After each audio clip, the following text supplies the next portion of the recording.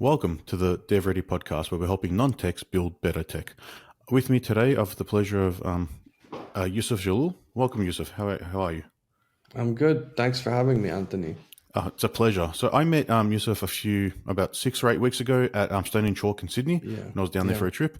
He had an interesting story, and thought it'd be great to have a chat and just learn a bit more about what he's doing and how he's approached things over his career. So over to you, Youssef. How would you describe your career to date and sort of your current title and what you do? yeah, definitely.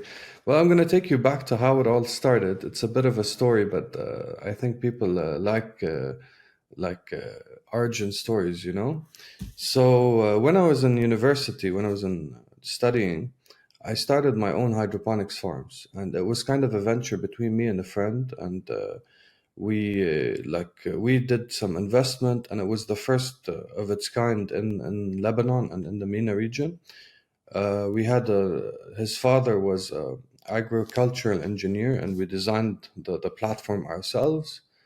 And from those, then I exited, and I was working on them as I was studying. So I exited. I sold my share in around 2005, 2006, and that's when I graduated, and I decided to start off in a tech company where I was doing I was on the business side because I had studied code, but I wanted to work on the business side. And I started off with a couple of social projects. Like we were doing a social card where people can get different discounts and different benefits when they buy a card. It was interesting. It was the first interaction for me with tech because we had a small platform to keep the database of people. It was a VB platform, I believe, back then, That's a while and ago now. yeah, a while ago, and we had it connected to a plastic card printer. So we had to print on the face and on the back. So every time anybody would buy a card, we'd have to print it and then package it and send it out. It was a nice experience when you come out of college. Like you feel like you're doing something, working. And And seeing probably a physical card is one step further than programming, because you're actually seeing something in the real world. yeah, Where exactly, programming, you never get to see what actually you're making. exactly. Yeah, then I moved out of Lebanon. I went to Abu Dhabi, Dubai, then Abu Dhabi. Dubai was for 6 months. Abu Dhabi was for 3 years. I established a tech company there. It was a development company, and it was booming with real estate. You know, the Gulf and the tall buildings that they have. So around every corner there was a real estate company, and I was selling websites for crazy websites and corporate identities, and it was a real boom until 2008, where everything took a dive. Yep. So I decided to come back to Lebanon because my base was in Lebanon and my team was in Lebanon, and the sales was mostly to the Gulf.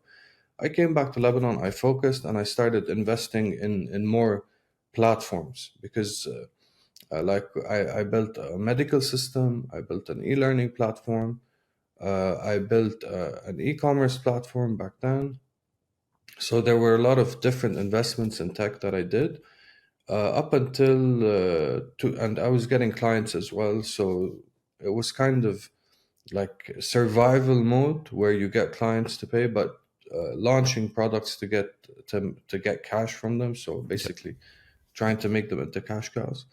In 2015, I pitched there was a grant in Lebanon for tech startups. So I pitched an idea of an accelerator. So it was a merge between a coding bootcamp and an accelerator where we take fresh graduates who studied computer disciplines. So it could be computer engineers, computer scientists, MIS, management information systems professionals. We teach them how to code because there was a gap in the market. And in university, they'd learn theoretical knowledge, but when they go to the workspace, they didn't know how to code. They didn't have any practical experience. They didn't have any standards. And we had a good team to teach them that. So we applied, we pitched for that grant, and we got it. It was a big grant to build this accelerator. And from 2015 till 2019, we were able to train 400 entrepreneurs.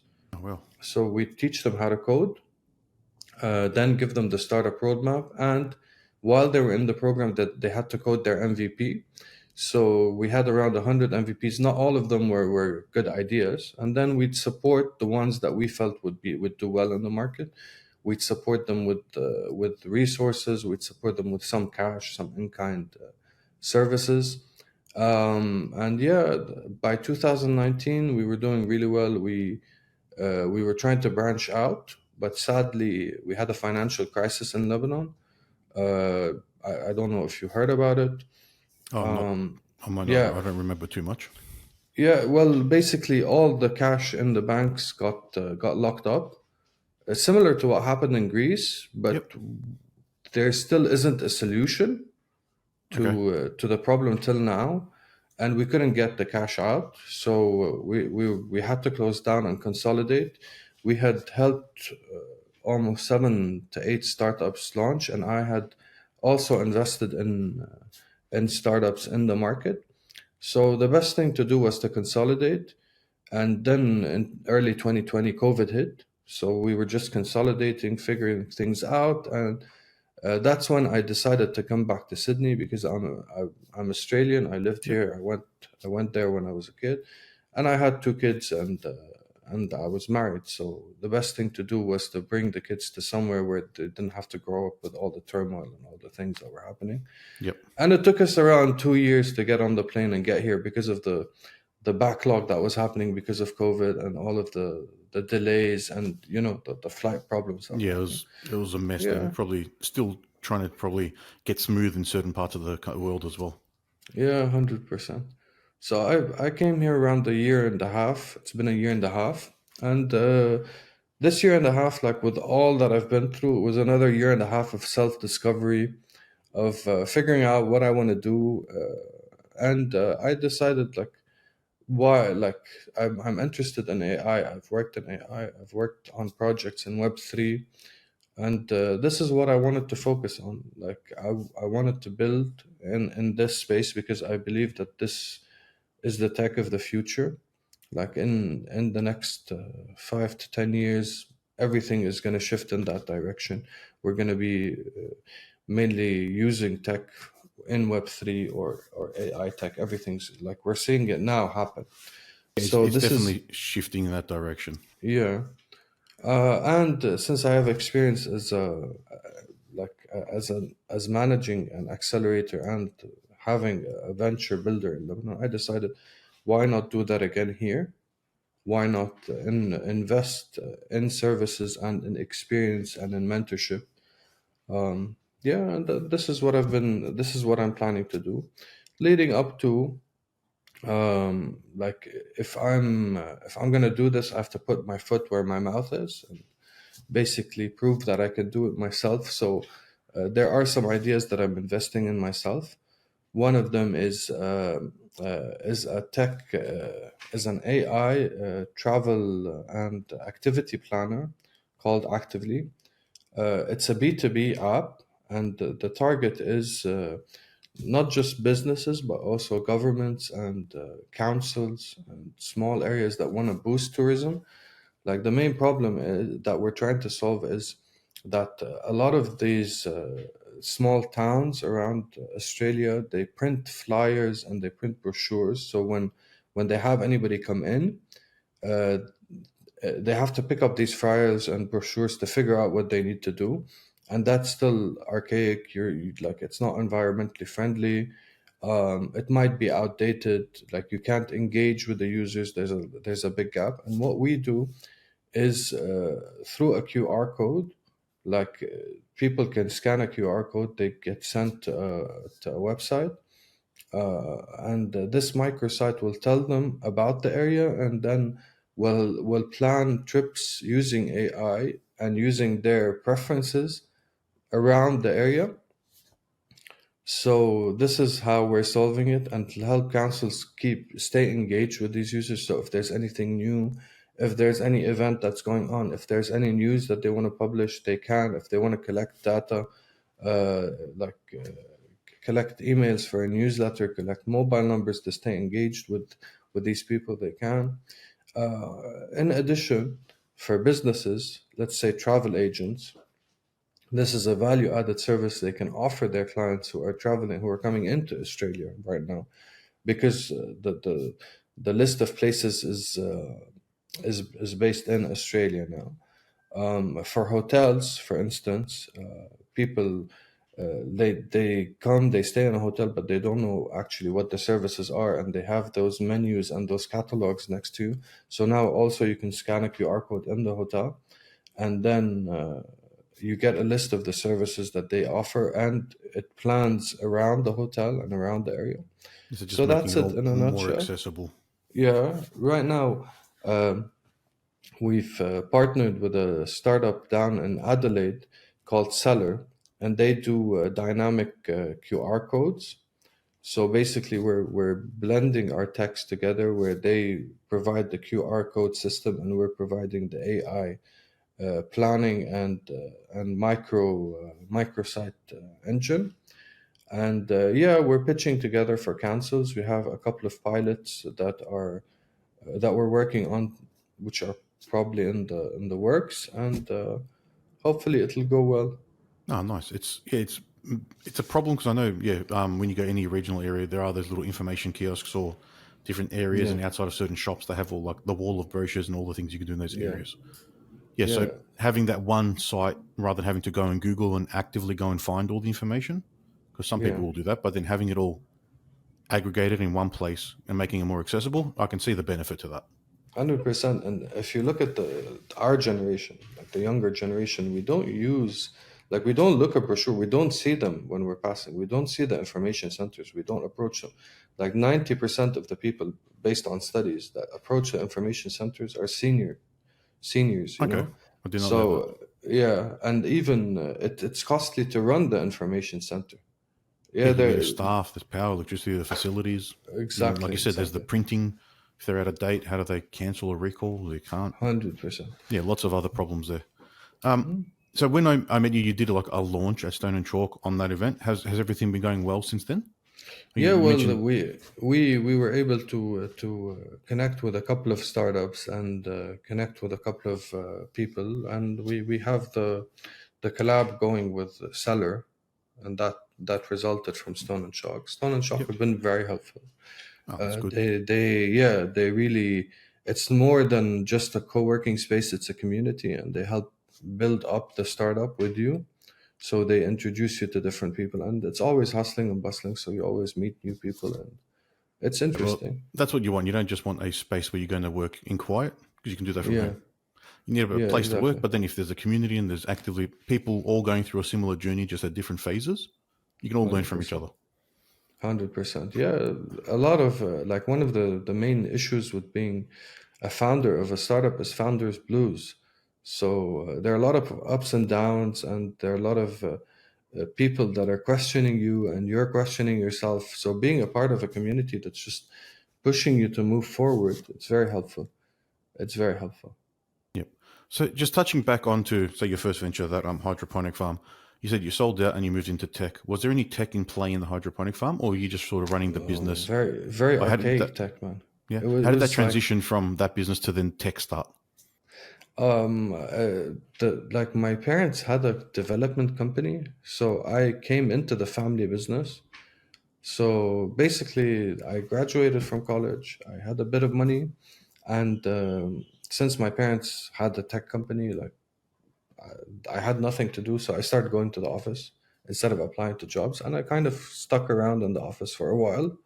Yeah, and it gave me the freedom of exploring and doing what I feel to explore and find myself, instead of going to a job and being in a certain role and being developed in a specific way, mentally. Yep. So Having that yeah, flexibility is not something that's yeah, available to everyone, which is probably very unique in being in that position. yeah. It wasn't a big company. It was a small company. Like we were focused on building a software that helped people read and write Arabic, and we actually got an award for it a couple of weeks ago. So in the beginning, we had like 4 or 5 devs just focusing on that, and we built it was built in VB. Like when we used to install it, we used to take CDs and like Yep. in computer labs, like put in the CD, and then We upgraded to a flash drive. Then later in 2011, we invested in developing it into a web platform, and the web platform we were able to scale. So in the beginning, we were training like 30 people at a time because we needed centers and NGOs to that we can Okay. deploy the system in and bring people in. And yeah, after 2011, we trained around 7,000 people. Like within 6 months, the the software teaches people how to read, write Arabic in 35 hours. And in It's very back in the quick. Middle East, there's a huge illiteracy gap. So a lot of people are illiterate because of displacement, because of being refugees, because of poverty going around. So yeah, we're able like to train huge groups of people because it became web, and we had mobile centers. Like we had laptops that would go into areas with modems, with SIM card modems, and then we'd give them internet. They'd go on and they'd just start studying, and in 35 hours, which is around a week, they'd start reading and writing. A lot of times the younger generations would catch on much earlier, yeah, because it's It's a really computer-based accelerated learning. time frame to learn. And children, their brains are a bit more malleable and it's easier to pick up sort of different languages and stuff. Yeah, But yeah, the business model sort of just transitioned to scale. It didn't really change too much. It just allowed you to yeah, reach more people exactly, with less infrastructure requirements effectively because you don't need the exactly. physical spaces. That's pretty cool. Good way in the. So congratulations on the award as well. Thank you, thank you. Yeah, So it was well deserved. from your time running that accelerator up until 2019, what are sort of some of the key takeaways or learnings that you had there that you're using in actively or in some of the other ventures that you're getting involved in? Yeah, well, this one is said a lot, but I don't know if people take it to heart properly. Like build fast and fail faster. Yep. You have to fail as fast as you can so you can iterate and know what works. I would say do as many experiments as you can. So I have a rule before investing in something. Like a lot of founders, they come in and they have an idea and they want to invest $100,000 or $200,000 into that idea because they see it's like the best idea in the world. But it's not about idea; it's about the problem, and it's about if the market is ready to solve that problem or not yet. So can you find that user base to pay you for solving their problem?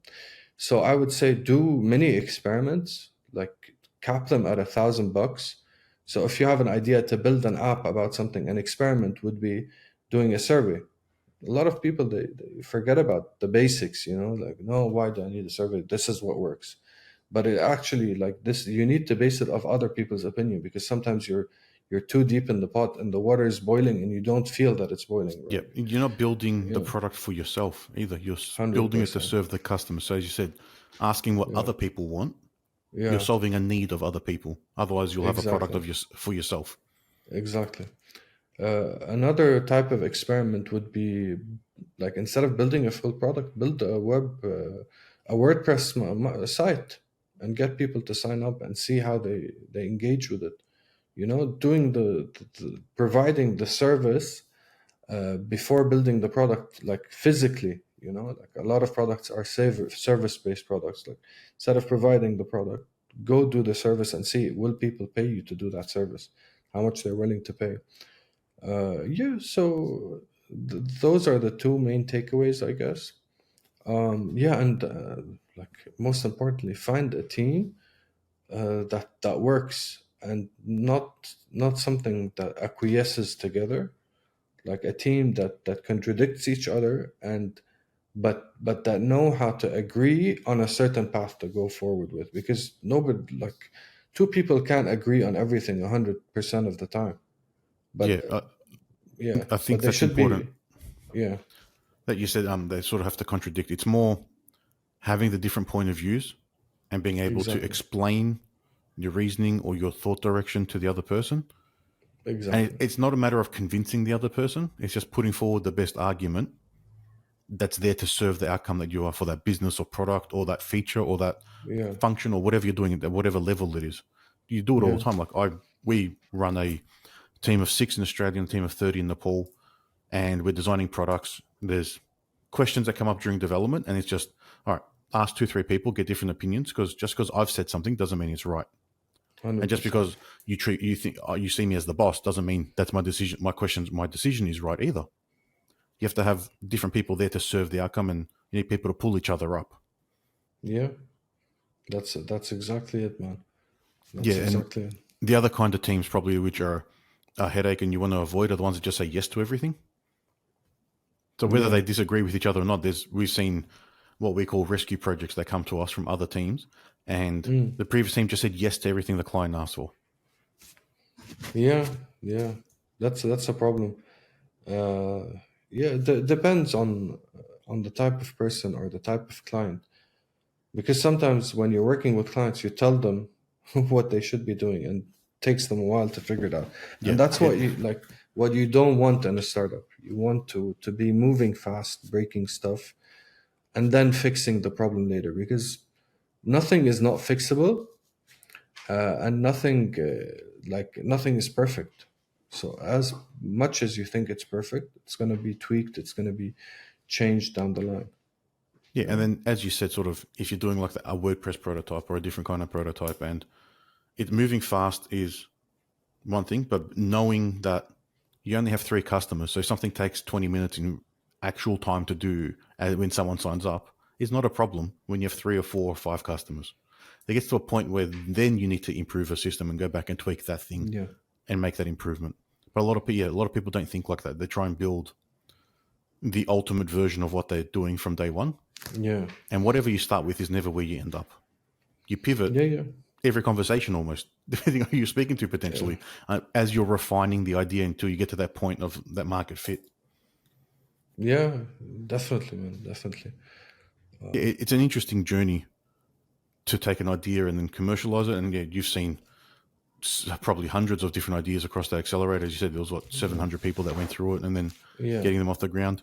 Are any of those startups still running at the moment or operating that made it? Sadly, no. Like there were some beautiful applications, but they all got just eaten up in the financial crisis. We had an application called Urus, like the Lamborghini. We Mm-hmm. named the application before the Lamborghini came out. Yeah, so it was a fitness app, and there was four young fellows doing it. Like they were 22 to 25. And they were doing an excellent job. They went out. It was based on influencers, on fitness influencers. So they'd create custom packages for these influencers, and then they'd help them market them on Instagram on a profit sharing basis. That picked up very fast. Like in the first month, they got 500 users signing Oh, up, wow. and then the next month they got like 1,500, and it started rolling so fast and growing. But like when you don't have cash, everything gets sucked into the black hole. You know what I mean? Yep. They Yeah. So couldn't, were they monetizing at that point or they went up to that point yet? no, they were the clients were paying clients, so they had some cash coming in, which was good. Like I think they had 2,500, then around 5K the next month, and they were growing. Yep. But there were a lot of costs because when you're producing, when you're filming, you have teams Oh, yeah, working. there's a lot of Yeah. content cost then. And they were sharing the content, like everything they generated with the influencer, so the influencer would get half of the thing. Yeah, okay. And yeah, they hadn't gotten to that scale where they could probably support it. That's No, they unfortunate. didn't. That's probably another thing some people listening out there have to understand is there's certain things that are outside your control, which will affect. In that scenario, it's a financial problem within the country. But Yeah, there are other smaller problems you have to deal with as things come up as well. yeah, definitely. There, every day there's a problem. Like every solution creates a new problem. That's a You good way to know, put it. yeah. So you solve something, and then something else pops up because you solved this something, Yeah. and And then that's you're why like, the team has to be able to connect and communicate properly. And you mentioned something before, like about the first 3 to 5 clients, and it doesn't matter how they're onboarding, but it's very important to listen to them because they're the ones who are paying you for whatever you're building, for whatever they're using. And you have to tweak and adjust to their needs because they are the persona that you're going to target in the future. yes, So if you're correct. building a platform for medical clinics, let's say, and doctors are mostly using it, or nurses. So this platform, they're going to tell you what they need in it and what makes them comfortable to use it. Yeah, Yeah, you have to take that feedback on board. If you've got 3 or 4 5 100%. people, if everyone gives you a different idea, run all the ideas by all of them and see which goes into your roadmap.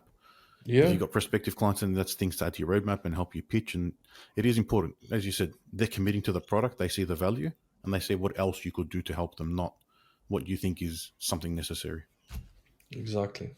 Yeah, a lot of people we've seen, they focus on what they want or what they think, sort of like with the blinkers on, and don't realize that you need that input from those stakeholders to guide the direction to then get more of them into the platform.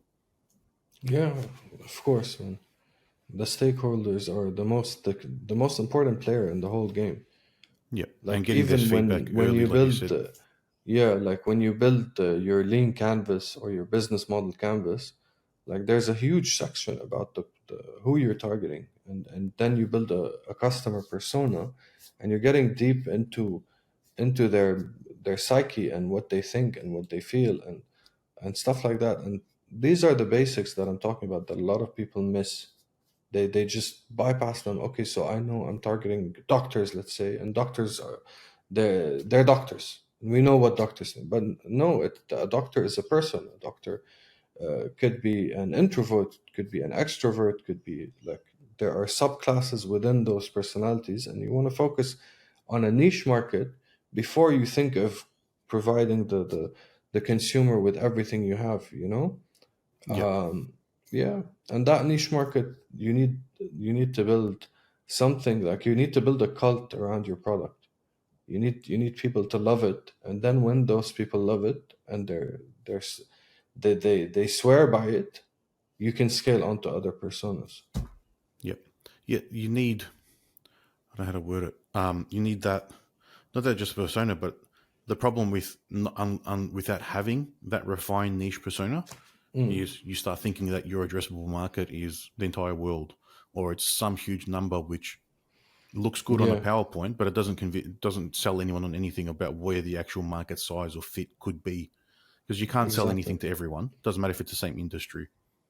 exactly.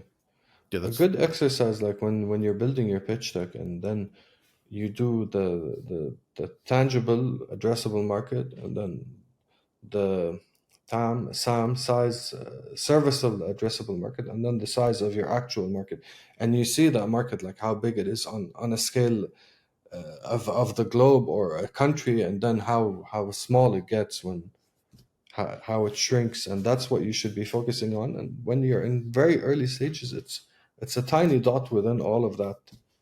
yeah.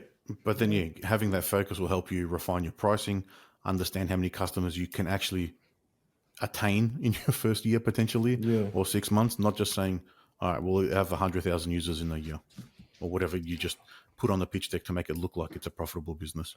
yeah, exactly, exactly. Like in the end of the day, whatever you put on the pitch deck, it's the financials that they want to look at. Yep. And then we'll see at Yeah, least you've thought it through, you've and understood. 100%, and the team. Like I believe, okay, like if you're solving a problem and you have a solution and these are your features and blah blah blah, but if you're not making the bottom line, then all of that isn't working, you know. So this is what investors look at, like where is the bottom line? What is this company doing month on month? Are they growing? What's the scale they're growing with? And then they look back. Okay, so the team, where did they come from? What did they do? Like, do they have the experience? Do they have the pedigree?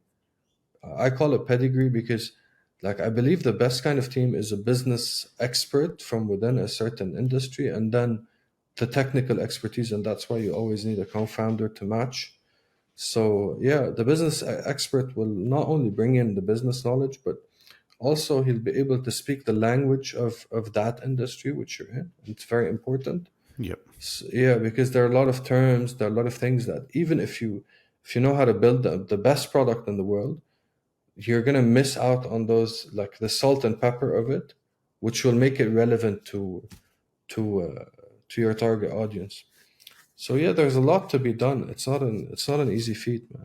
No, it's not. There's never an overnight success. A lot of people say that, but there's always Yeah, years or decades of hard work before that gets you to the point of being deemed an overnight success. 100%. So, what's next for Actively and yourself? Actively right now, what I'm doing is I'm pushing for pilots.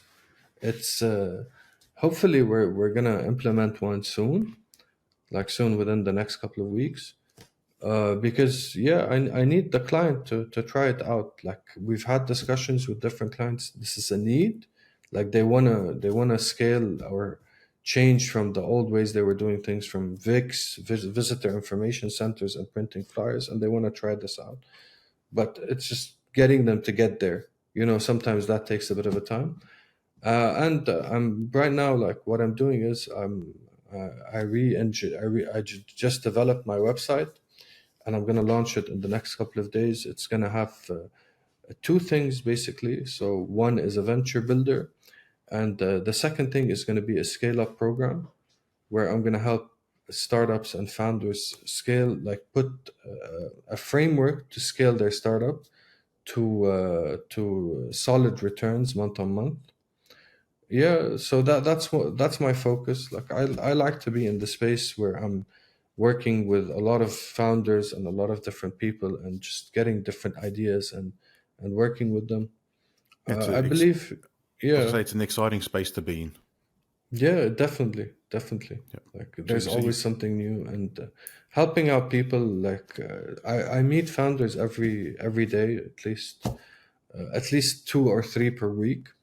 So it's always finding people who are passionate, but you feel that sometimes they're going in the wrong direction, or they have huge dreams that they want to do from now. That like you have to bring them back to earth and help them get on a right path that will give them something to look forward to in the future, because yeah. it's not what you think it is. No, I can guarantee the people who started Facebook, so Sergey and Larry, didn't think they were going to build the business that it is today. They were just trying to build the best web indexer. Yeah, It's never, yeah, what you start with is never where you end up. As long as you yeah, listen to the 100%. people and the customers you're getting and you move in the right direction, then you Yeah, can get to that final picture, but you have to start somewhere and start the right way. yep, exactly. And here in Australia, there's a lot of support. Like you have the MVP grant, you have accelerators, you have incubators, you have different things. So there's a lot of support coming in from different places, and this is like people should take advantage of that. They should know about this, because it's very hard to build it alone, and when you have all that support, you don't need to be alone. Yeah, of course, it's going it on your own is very hard and will be a lot harder than it needs to be. Yep. Awesome. Well, thank you so much, Yusuf. It's been an amazing chat. If anyone wants to reach out to find out more about you, how can they do that? Well, I'm launching my website soon. It's going to be yjventures.au. So yeah, they can go on the website, and like I don't know, should we put our should I give them an Yeah, email or yeah. Well, we can put the links in your in the show notes as well. But yeah, if you yeah, want to give out sure. your email or on LinkedIn, people can how to find you. Yeah, LinkedIn, and the website is perfect. Perfect. All right. Well, thank you, Yusuf. It's been a great chat. Thank you, man. Thank you. It's a pleasure. Really nice chat. Pleasure's all mine. Thank you. Bye bye.